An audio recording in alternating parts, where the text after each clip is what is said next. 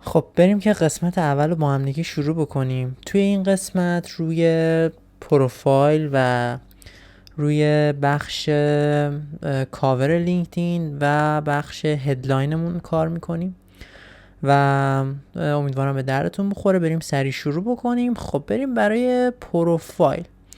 من این پاورپوینت هم اینجا گذاشتم، حالا از روی همین توضیح میدم، ولی خب میتونید خودتون بخونید، امیدوارم به درتون بخوره.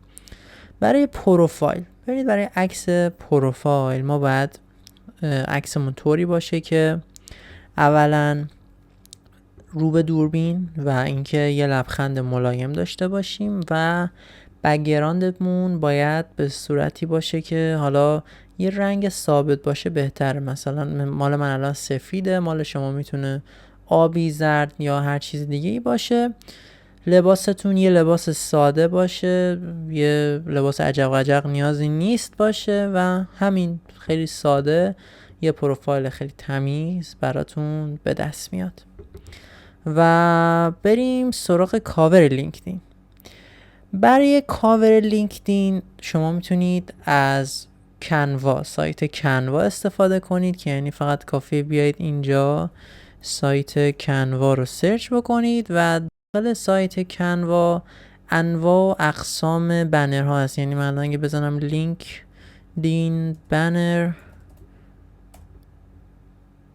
ببینید کلی اینجا میاد و حالا طبق سلیقه شخصیتون میتونید اینا رو کاستومایز کنید. البته کاور بزنید بهتره.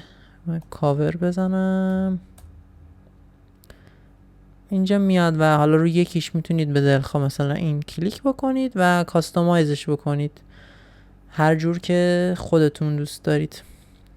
خب بحث کاور لینکدین هم که گفتیم، بریم سراغ هدلاین. برای بخش هدلاین ما میتونیم حد اکثر 220 کاراکتر بذاریم.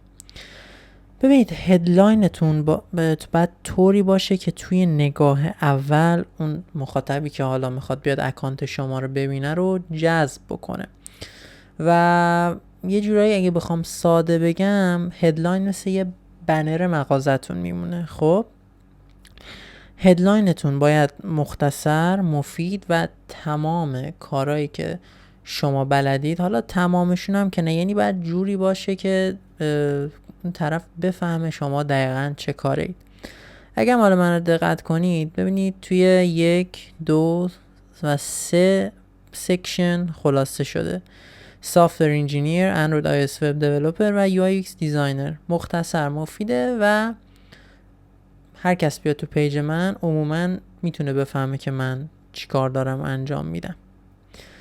و ببینید این یه قالب ساده است که میتونید از همین پیروی کنید. یه قالب ساده دیگه بخوایم بگیم، مثلا اول یکی از شغلاتون رو میذارید و بعد یه جمله حالا مثلا درباره خودتون، مثلا UI UX دیزاینر ات فلان شرکت و بعد مثلا من محصولات دیجیتال فور یوزر ها تولید میکنم و خلاصه میتونید چیزهای مختلفی بذارید.